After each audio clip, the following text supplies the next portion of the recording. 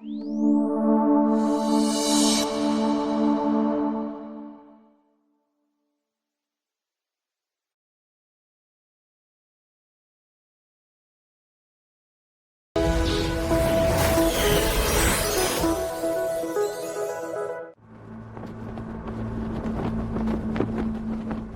John Fitzgerald Kennedy, do solemnly swear.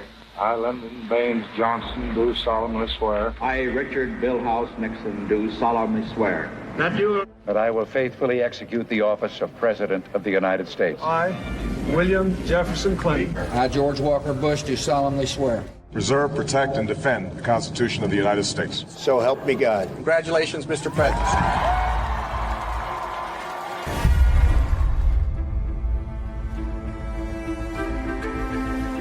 Leaders, protectors, history makers.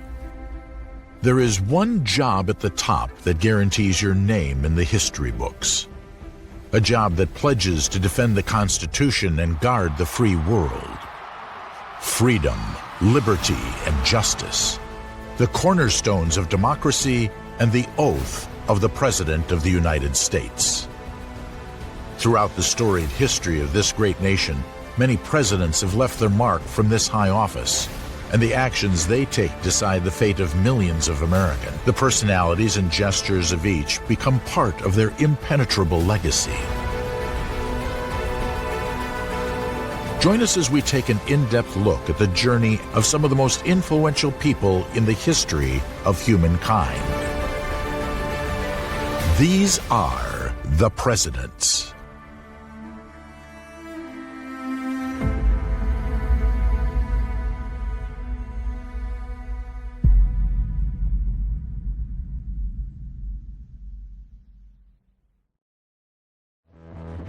Ladies and gentlemen, the next President of the United States, Donald Trump. Thank you. It's been an honor. God bless. Thank God. Just imagine what we could accomplish if we stand together as a united American people. A populist figure unlike any other in America's history. A leader who blurred the lines between entertainment and politics, who transformed expectations and left the nation and the world much changed. Donald Trump's presidency has come to an end. After 4 years of big societal shifts and controversy. Here we look back at the tumultuous term and some of the most defining moments of the presidency of an unconventional candidate who stands out in the recent history of the United States of America. Donald Trump. We will never give up. We will never back down. We will never surrender. And we will always fight on to victory. The best is yet to come.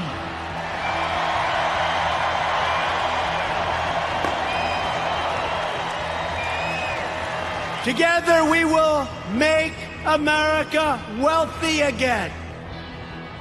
We will make America strong again. We will make America proud again. We will make America safe again. And we will make America great again. Thank you. Thank you, Oklahoma.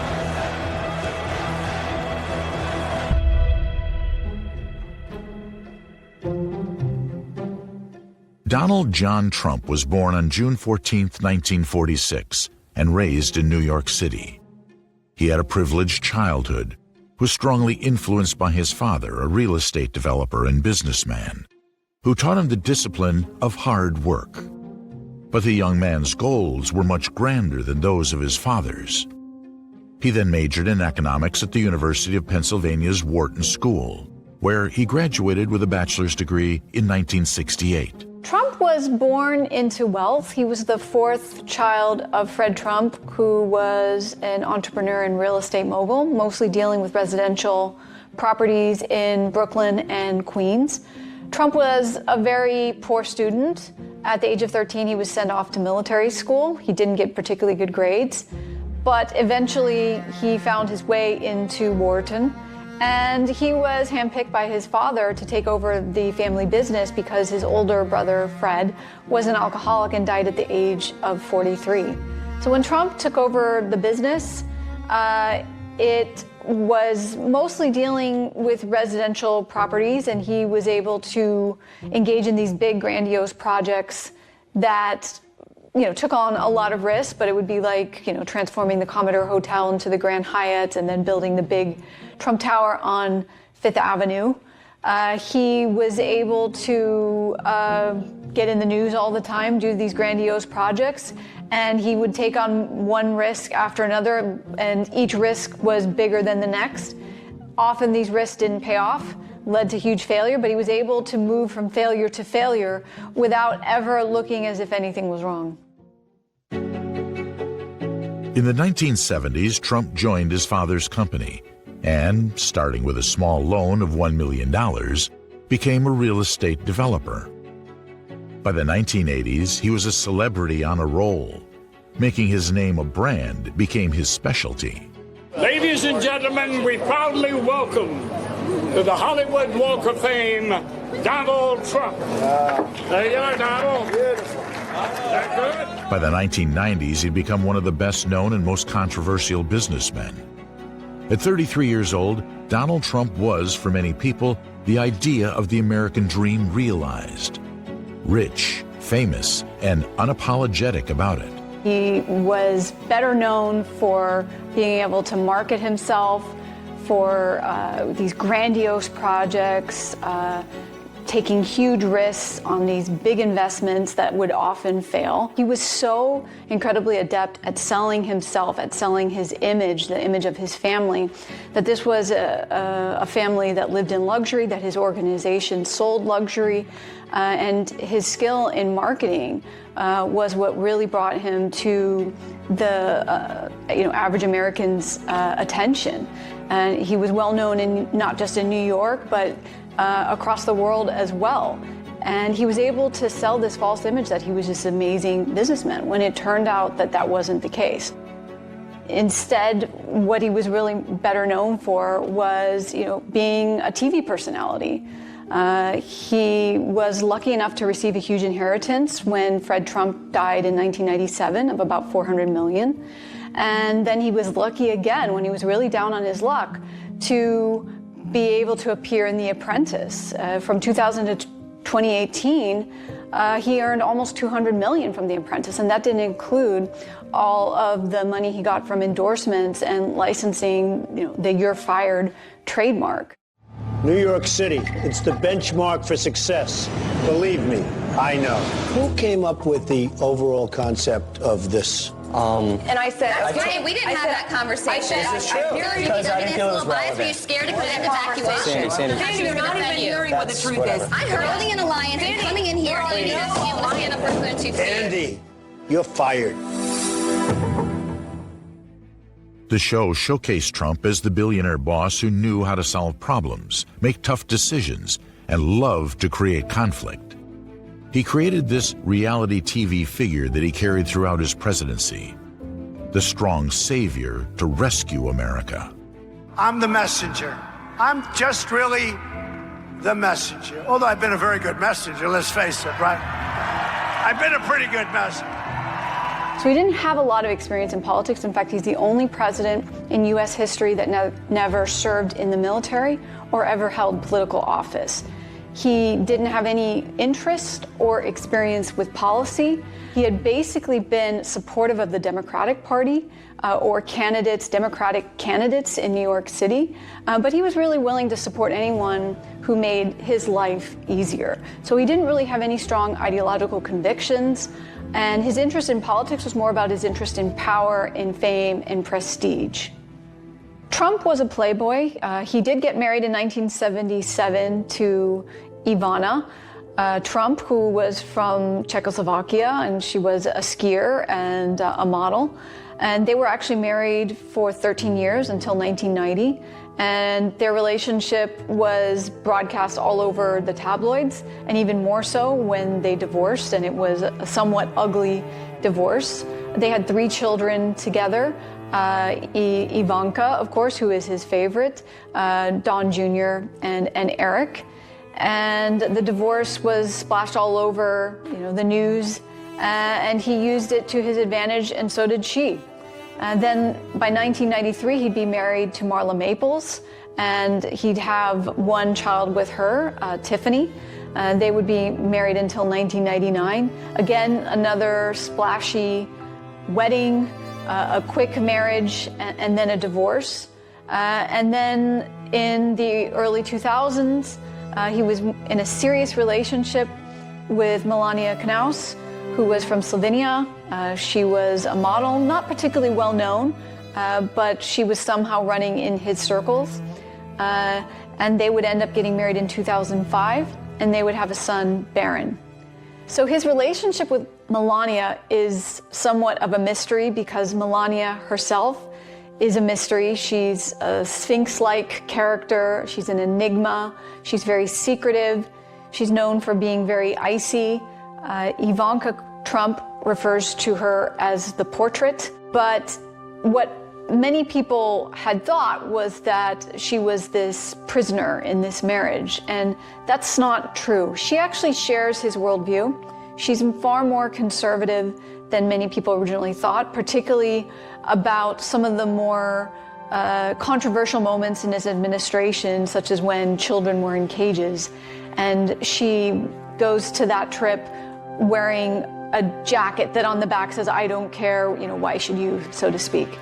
And some people thought, well, why was she making this statement? And she said, well, it was about the way she felt about the press. But many people have found that really her ideology, her worldview coincides far more with Trump than originally thought.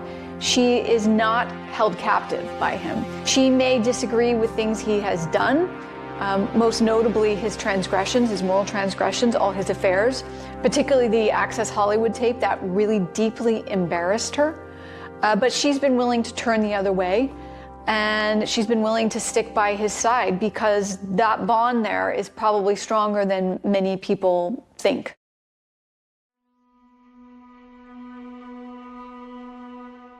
From the 1980s, Donald Trump periodically mused in public about running for president.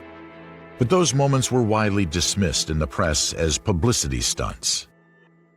In 1999, he established a presidential exploratory committee to help determine whether he should run for office, though he ultimately declined to run in 2000.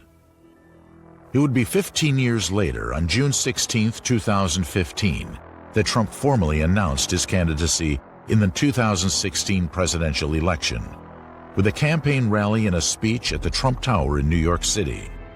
His slogan mission, "Make America Great Again." And we're going to win. We're going to keep winning. We're going to win so much you're going to beg me, Mr. President, please, please. It's too much winning. We can't take it. And I'm going to say, I don't care. We're going to keep winning because we're going to make America great again. I love you. Thank you, Indiana. I love you. I love you. So Trump had several campaign slogans. The most well-known was "Make America Great Again." And he was hearkening to Russia under Putin's "Make Russia Great" campaigns. There were many autocratic leaders that tried to make their publics, their citizens, nostalgic about the past, about some time in their history when everything was perfect, when they weren't being infiltrated by immigrants and other people coming into their country that were, causing all kinds of economic problems and destruction. And so he really tapped into the slogans of some of these other dictators, of authoritarian nostalgia, of a period of greatness. Another slogan was "Drain the Swamp." He portrayed himself as the antithesis of an established politician, that he was going after the establishment, the corrupt elite establishment, and that he was going to drain the swamp. During his announcement of his candidacy, he called for construction of a large fortified border wall with Mexico to keep immigrants and drugs out, claiming that if elected, he would build the wall and make Mexico pay for it. And yes, We will build the wall. We've already started planning. It will be built.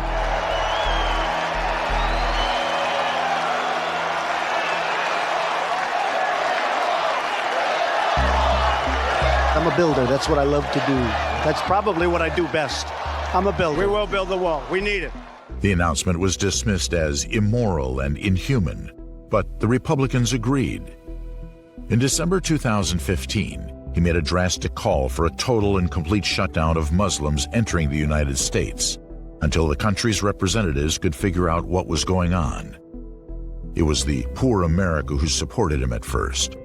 But Trump's appeal expanded quickly, far beyond his original base of angry white men who felt left behind by the U.S. elites.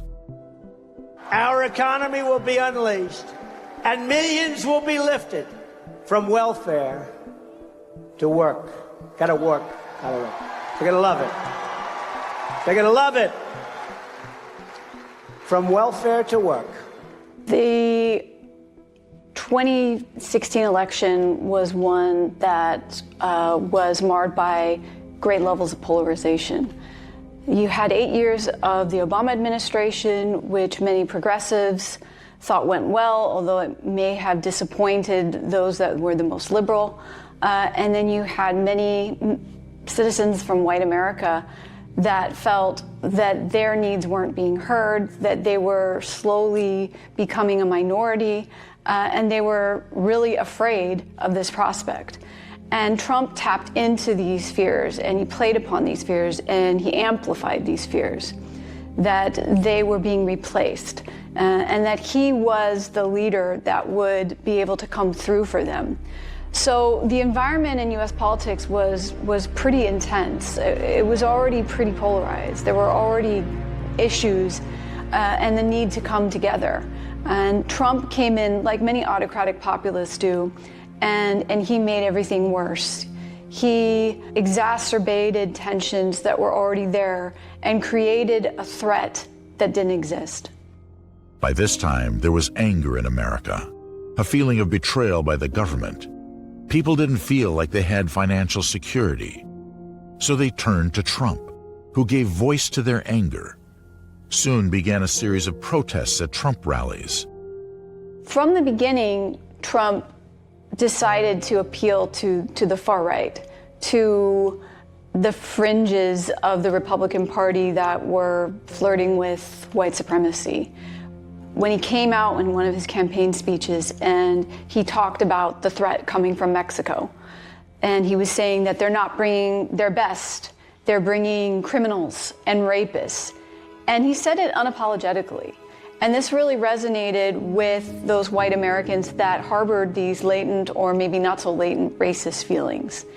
And he never turned back on this. You know, many politicians, they make statements, maybe they make gaffes, they say things that are offensive. They always apologize. He was completely unapologetic for saying some of the things that would be considered completely unheard of by any American politician because they were outright racist. They were blatantly racist. It wasn't some sort of hidden racism. This was out front and center racism.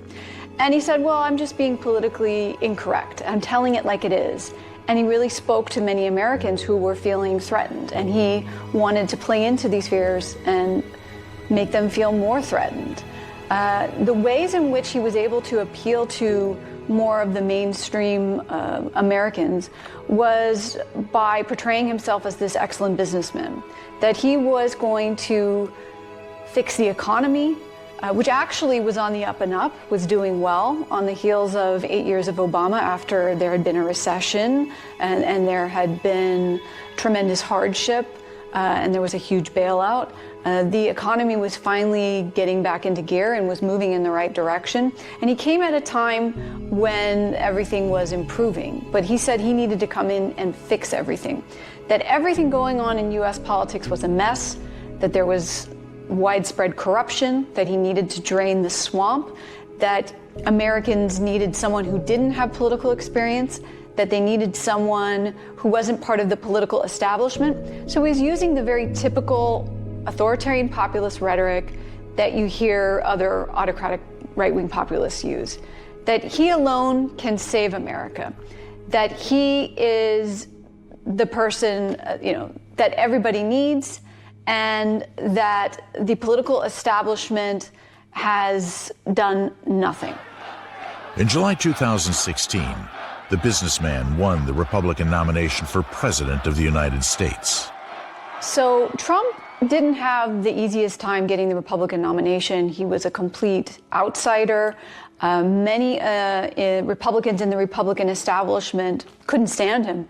They thought that he was completely immoral. They thought that he was disgusting. They thought that everything he stood for was in complete opposite of what the Republican Party stood for. They claimed to be the party of family values. And so they did not want him to get the nomination. And in fact, it was Ted Cruz, another Republican candidate who had won in Iowa. And there were vociferous attacks that took place by Cruz and Trump just against one another. But Trump started to gain steam. He was able to win New Hampshire. And he was able to really overpower other Republican candidates. And it was a very wide field, including Cruz. There was also Marco Rubio from Florida, who looked to be a promising candidate from the Republican Party. But during these debates, he would completely just overpower everybody else. He would bully them. He degraded the level of decency in these debates. They just were lower than we had ever heard before. And then that brought other candidates down to his level. But by projecting this image of strength, he really resonated with Republican Party voters. And he would eventually win the nomination by May of 2016. So once he locked in the nomination, there was the big convention. And this convention normally is a period of unity when all Republicans or the Democrats, for their own convention, come together and they try to project a united front around their candidate and really galvanize and get behind their candidate. But this convention of 2016 for the Republicans was marred by all kinds of discord. In fact, her single greatest accomplishment may be committing such egregious crime and getting away with it, especially when others who have done far less have paid so dearly. The whole convention was just characterized by all kinds of vicious attacks against one another, but then the tide turned and things moved towards just attacking Hillary Clinton. And you had Republicans chanting the famous phrase, "lock her up," over and over again. So it was a very mean-spirited and dark convention that set the tone for what the Trump presidency would be about. The woman who was hoping to make history in the White House was in for a vicious fight.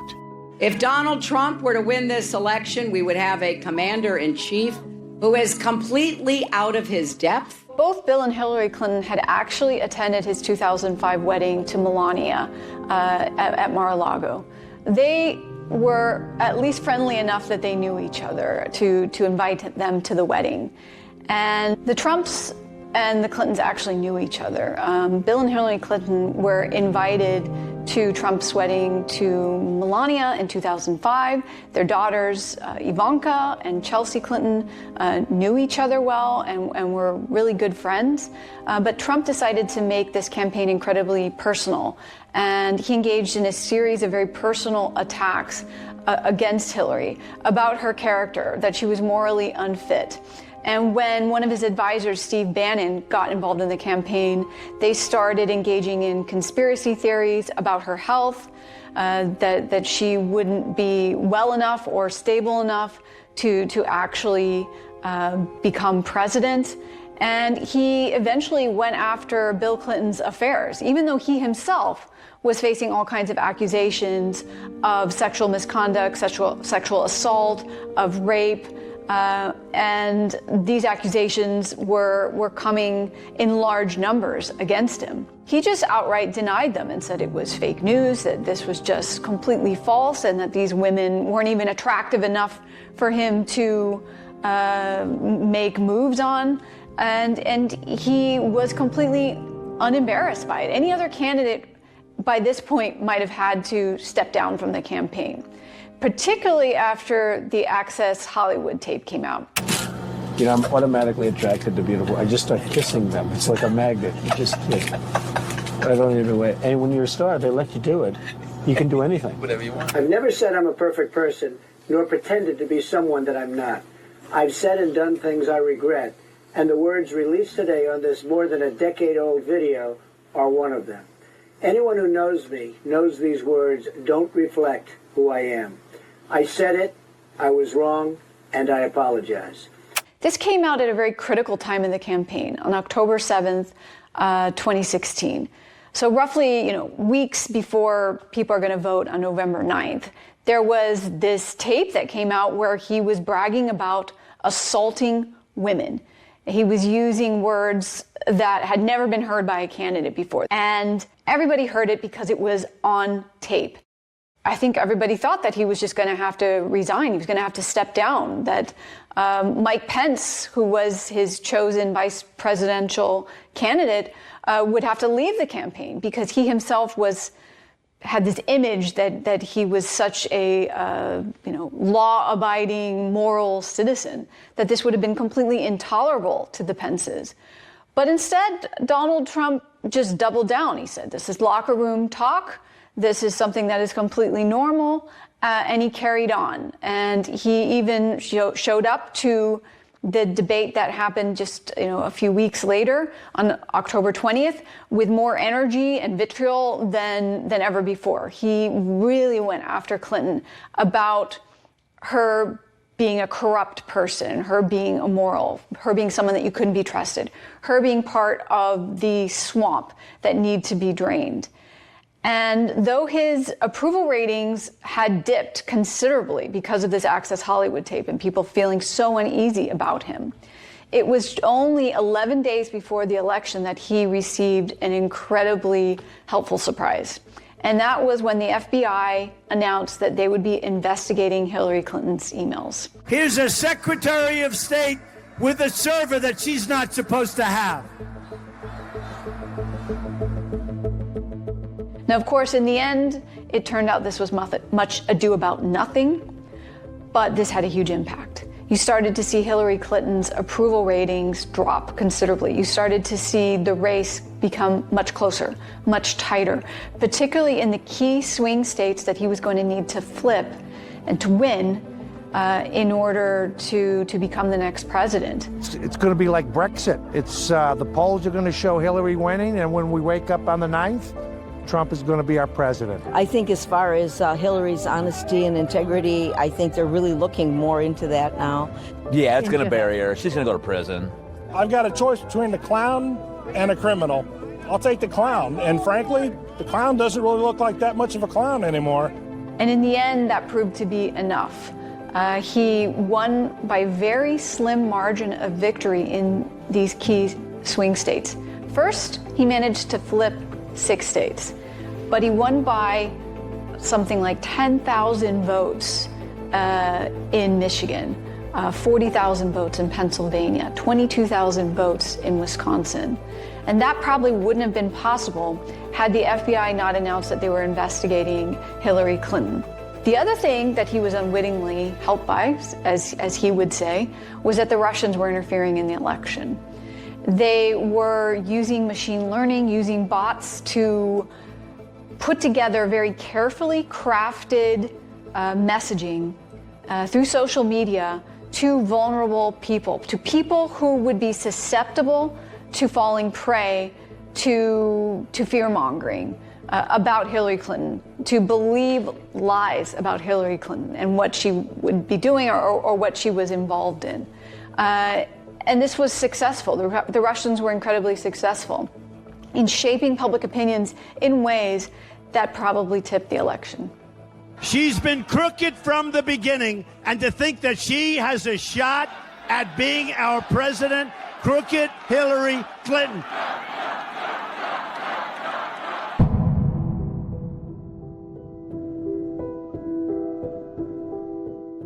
As the results came in on election night, November 8, 2016, in the early morning hours of the next day, it came as a shock when media sources declared Trump the winner of the presidency. Clinton had lost the electoral vote while winning the popular vote, in what the New York Times called a surprise outcome, after polls leading up to Election Day had predicted a Democrat victory. It was a day many thought they would never see, and America was never the same after that. First, I want to thank my parents, who I know are looking down on me right now. Great people. I've learned so much from them. They were wonderful in every regard. I had truly great parents. I think no one expected Trump to win, even Trump himself. I don't think he expected himself to win. He was trying to hedge his bets on this by proclaiming that the election was rigged. And that was his way of saving face because he didn't think he was going to win. So he said in an interview that if he didn't win, he might not accept the results. He said he was going to leave everybody in suspense. Again, this is unheard of for a president to say this, to cast doubt on the elections and the legitimacy of the elections. The U.S. has never suffered from any type of election fraud. And there's very, very few cases of this going on in democracies, let alone an established democracy. I mean, we're talking about a handful of votes here and there. So he started to sow the seeds of doubt in the American public that this was going to be a big sham and that he probably wouldn't accept the results. So when he won, I think he was surprised. He didn't expect that this would actually happen. And so I think that no one was probably more shocked than he was. On January 20th, 2017, Donald Trump swore the oath and became the 45th President of the United States. Despite over 100 Republican national security experts having warned that he was unfit for office. He became the first person without government or military experience ever to be elected President of the United States. On the morning after the inauguration, and with Mike Pence as his vice president, Donald Trump began the hardest job in the world and would attempt to fulfill his promises. For empty talk is over. Now arrives the hour of action. Do not allow anyone to tell you that it cannot be done. No challenge can match the heart and fight and spirit of America. We will not fail. Our country will thrive and prosper again. Your voice, your hopes, and your dreams will define our American destiny. And your courage and goodness and love will forever guide us along the way. Well, the first 100 days started off really badly with him, just with the inauguration. There was all kinds of accusations of corruption and embezzlement of funds with his inaugural committee. There was his press secretary, Sean Spicer, very vociferously, loudly, adamantly claiming it was the most well-attended inauguration in U.S. history when photographic evidence proved otherwise. And then there was one of the largest marches in U.S. history, the Women's March, when all kinds of women, men, children, everyone marched upon Washington, protesting his presidency, his behavior towards women, his policies towards women. That's what started off his presidency. But he gained attention for other things as well. Just a week into his presidency, Trump issued an executive order denying entry to immigrants, including refugees of 7 predominantly Muslim countries, for 90 days, halting the U.S. refugee settlement program for 120 days. The single best way to protect, and you have to do this, and to keep foreign terrorists from attacking our country is to keep these foreign terrorists from entering our country in the first place. The Muslim ban unleashed furious protests at major airports, creating chaos. Significant portions of the ban were blocked by federal courts as they were found to be anti-Muslim, unconstitutional, and an abuse of the president's power. However, in June 2018, the U.S. Supreme Court allowed the Muslim ban to remain in place permanently. This, again, was something to play to the white supremacists that were on the fringe of the party, that other Republicans feared if doing so would make them appear racist. He had no fears of appearing racist. He would just double down on this. This is also Steve Bannon's influence, quite a negative influence on U.S. relations with other countries, and showed how Trump was cowering to this anti-globalist stance instead of being inclusive, open, affirming. He wanted to create borders, create walls.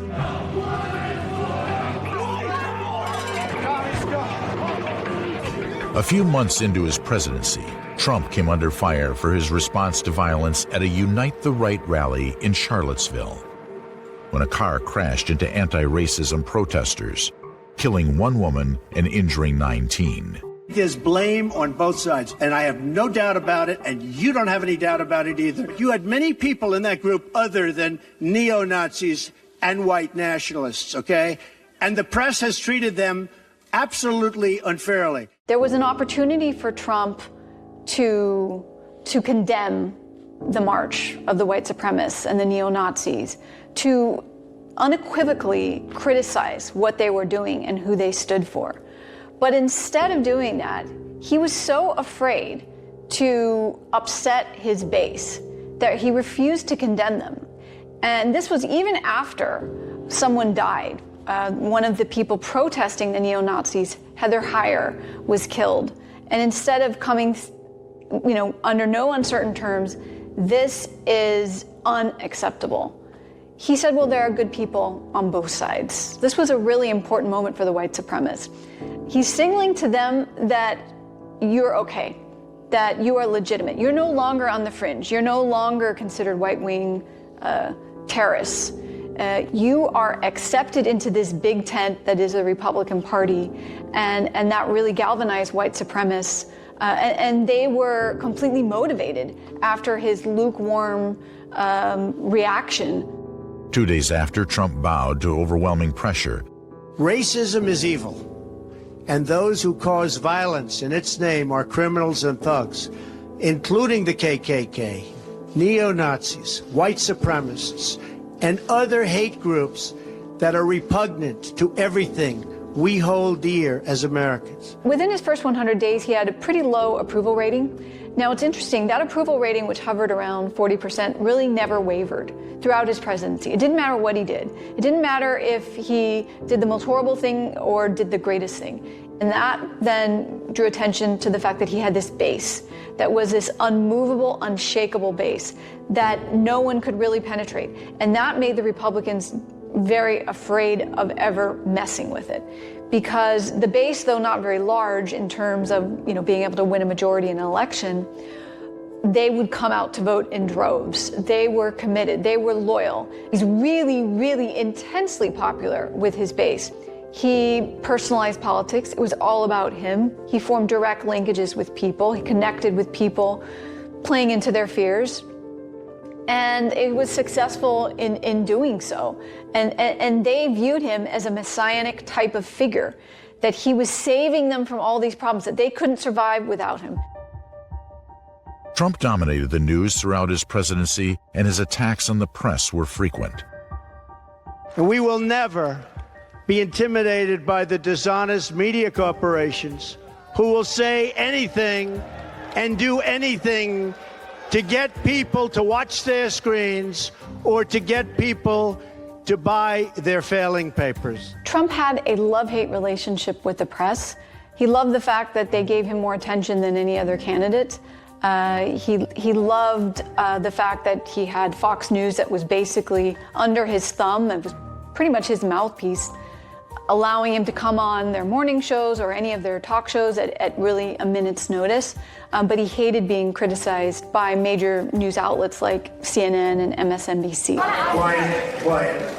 Go ahead. She's asking a question. Don't be rude. Don't be rude. Don't be rude. No, I'm not going to give you a question. I'm not going to give you a question. You are fake news. So he denigrated the press. He delegitimized the press. And this is a common tool in the toolbook of wannabe dictators, particularly these populist autocratic leaders, that the first step that they want to take is actually delegitimizing the press so that any information that contradicts them or criticizes them is at least questioned by the public. And he wanted to cast doubt into the public's minds about all the different things that were being reported about him, because he moved from one scandal to the next. And his strategy, which was somewhat successful, was instead of really addressing any of these scandals, he would just deny them and then move to the next scandal. And then the press would forget about the previous scandal. Trump's use of social media attracted attention worldwide since he joined Twitter in May 2009. During the final days of his term, he eventually proved so provocative that Twitter permanently suspended his account due to risk of further incitement of violence. Trump also reshaped the courts and federal judiciary by having appointed more than 200 judges to the federal bench, including nearly as many powerful federal appeals court judges in 4 years as Barack Obama appointed in 8. So 33% of the Supreme Court justices were appointed by him. They're all incredibly young, so they're going to be there for a long time. And they share a very extreme right worldview. And we're already seeing the impact of this as the challenges are coming to Roe v. Wade, because the makeup of the Supreme Court has changed so significantly. He also appointed 30% of the appellate court judges. He's appointed 54 federal court judges in 4 years compared to Obama, who appointed 55 in 8 years. His judges that he appointed are all young, they're all male, and they're all white. He didn't appoint one African-American federal judge. And because his appointees are so young, they're going to be in power 270 years more than Obama appointees, and they will be in charge of thousands and thousands of cases.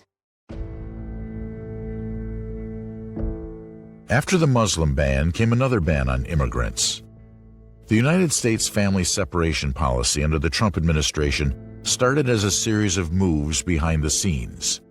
The zero-tolerance approach intended to deter illegal immigration from the U.S.-Mexico border and to encourage tougher legislation. Under the policy, federal authorities separated children and infants from parents or guardians with whom they had entered the U.S. The policy caused thousands of family separations at the border and sparked protests in the streets. By early June 2018, it emerged that the policy did not include measures to reunite the families that it had separated. Following global criticism, on June 20, 2018, Trump signed an executive order ending family separations at the border. When Joe Biden was inaugurated in January 2021, he pledged to end family separations, and his administration began to reunite some families. Nevertheless, families are still being separated under the Biden administration. One of the notable moments in Trump's presidency was his family separation policy, where he would separate parents from their children. Sometimes very, very young children were separated, and there were images that were broadcast all over the world of children in cages and people living in inhumane conditions, not having adequate access to food and water, not having access to toilets that weren't overflowed with sewage. It was incredibly horrifying images. And Trump never apologized, and neither did his wife, Melania. They just said everything was absolutely fine, and that these policies were a deterrent, that the U.S. was actually too welcoming to immigrants, and that they needed to address this huge influx of immigration that was coming from the South. And they often dehumanize people who are coming from Central America, from Mexico, referring to them as illegals, even though they are human beings, and doing very little to stop the flow of immigration by investing more in these countries, but instead trying to build borders. China built a wall 13,000 miles long and 2,000 years ago. 2,000 years ago, the Great Wall of China. This is the Great Wall of Trump, I guess. I don't know. They said, you'll never be able to build it. So easy, so easy. When I can build 6,000 units in the middle of Manhattan on the Hudson River, I can guarantee you, this is easy by comparison. After Mexico refused to fund the wall Trump had promised to build on the southern border of the U.S., confusion about how it would be funded delayed construction. A big part of Trump's campaign, of course, was this wall. He was going to build a wall and Mexico was going to pay for it. Now, of course, none of that turned out to be true. In total, the Trump administration ended up building about 80 miles of the wall. Remember, there's thousands of miles there of the border between Mexico and the U.S. And there was some improvements made to pre-existing wall. But the U.S. taxpayers did pay for that. Mexico did not pay for that. In 2021, President-elect Joe Biden said that he would not continue further construction of the wall. The Mexican border wall was one of Trump's major unkept promises. From this day forward, a new vision will govern our land. From this day forward, it's going to be only America first. America first. Trump's foreign policy was one of making America great again through isolationist policies. He wanted to renege from trade deals, he wanted to renege from the Iran nuclear deal, and he wanted to get out of the Paris climate change agreement. This was a really huge blow to fighting climate change. Then he would get out of the Iran nuclear deal just a year later. For decades, Donald Trump was one of the few prominent Americans to recognize the true nature of the Chinese Communist Party and its threat to America's economy. My definition of trade is that I want to make great deals for the American people. You can call it whatever the hell you want. Although he deserves credit for trying to protect America against an increasingly assertive and powerful China, and even though some say there was an increase in global trade, the trade war was widely characterized as a failure, as it negatively impacted the economies of both countries. In a further effort to expand peace in the Middle East and forge closer ties with Israel, Trump struck a historic agreement. The Abraham Accords were reached on August 13, 2020. On March 22, 2019, the Mueller report, officially titled Report on the Investigation into Russian Interference in the 2016 Presidential Election, was released. But due to lack of proof, the investigation didn't conclude that the president committed a crime. They're having a good day. I'm having a good day, too. It was called No Collusion, No Obstruction. But I say it in front of my friends, this should never happen to another president again. So Trump's first impeachment took place officially in December of 2019. And in the fall, there was reporting that Trump had called Ukrainian President Volodymyr Zelensky and had pressured him to investigate Joe Biden's son, Hunter Biden. And he was insinuating on this phone call that if he didn't do so, that the U.S. would withhold very vital economic and military aid that the Ukrainians need. And we can see how vital that aid really was. And this then led to an investigation, and then, of course, it would lead to Trump's first impeachment. And it would pass through the House, but he was not convicted. Congress was accusing him of abusing power and obstructing Congress. The Republicans really stood by him, even though the evidence was right front and center.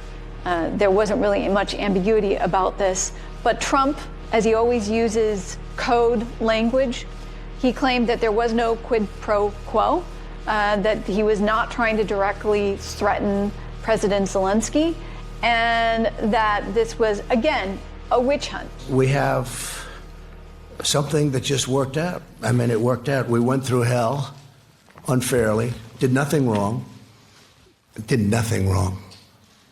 I've done things wrong in my life, I will admit. Not purposely, but I've done things wrong. But this is what the end result is.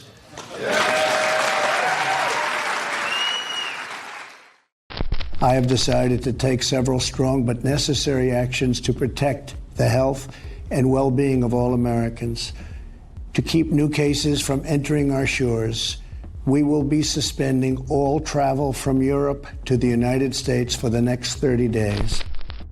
In March 2019, the COVID-19 outbreak hit, plunging the country into an unprecedented economic and public health crisis, where wearing masks became a political issue.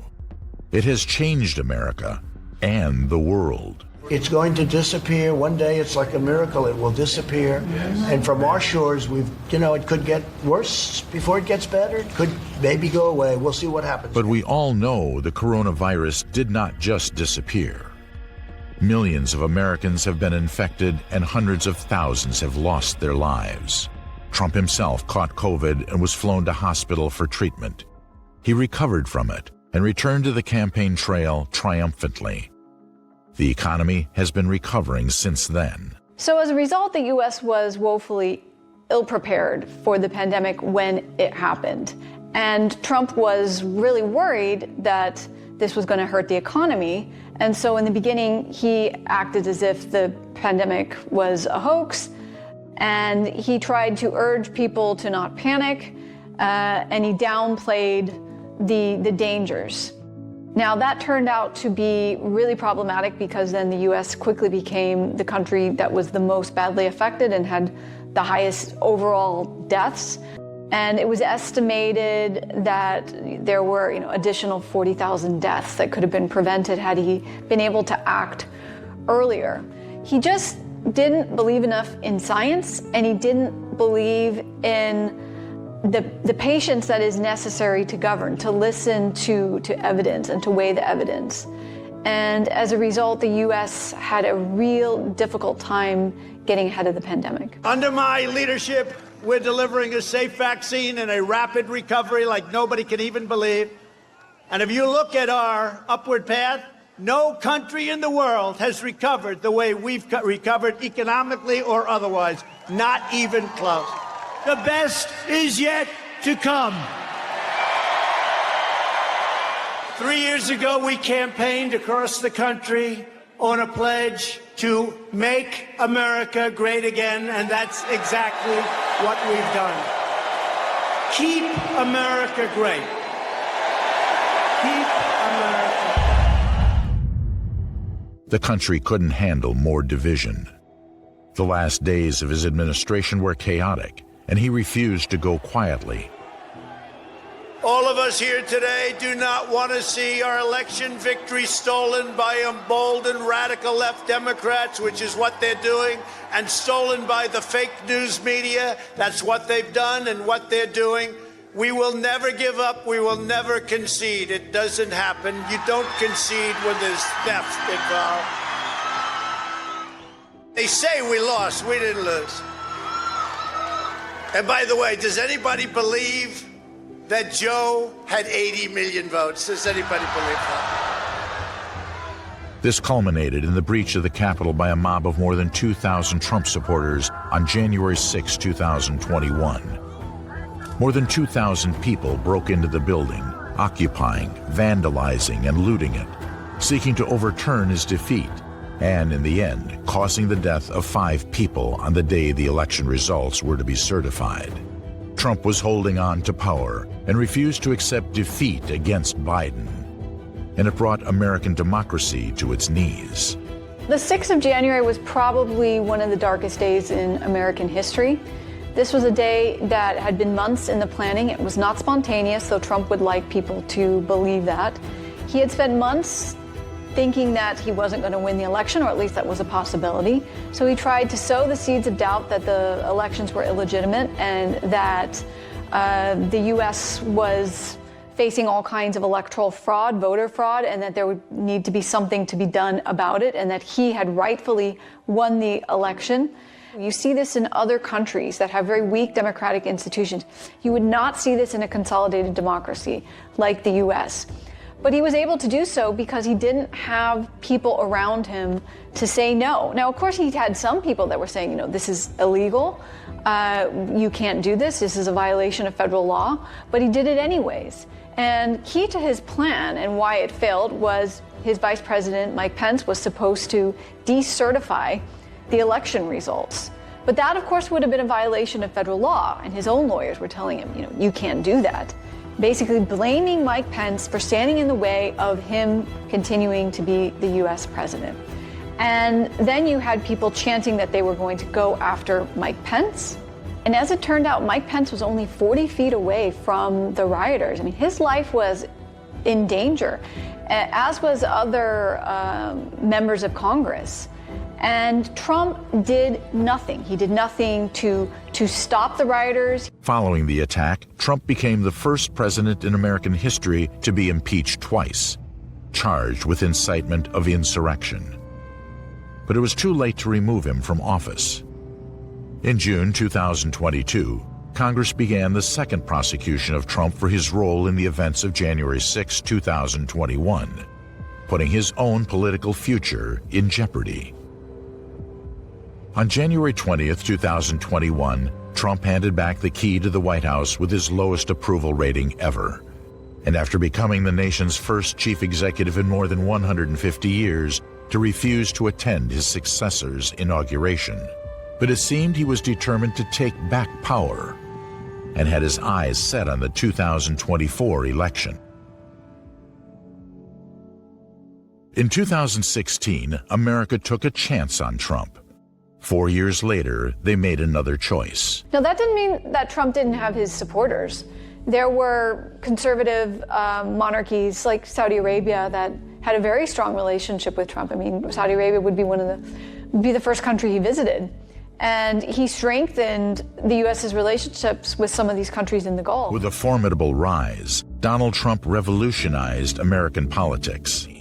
His rise to the Oval Office is one of the most controversial in the history of the United States. You have an American political culture that is so deeply polarized and divided that we can't even agree on facts. We have one set of facts and we have alternative facts. We're not even agreeing on the truth. And this makes it difficult to have a conversation, and that's going to create political paralysis. And we've seen this with the Biden administration trying to get through different policies or different plans. This is met with fierce resistance. There's no bipartisan support for anything. Instead, it is these two camps. They can't agree on anything and are willing to sacrifice the good of the nation for their own political fortune, for their own, political survival. And it's really, really worrisome, the direction that the U.S. is going in. And that legacy is going to last us a really long time. Because after Trump goes, this is not the end, because we still have these different politicians who are mimicking Trump, who are Trump wannabes,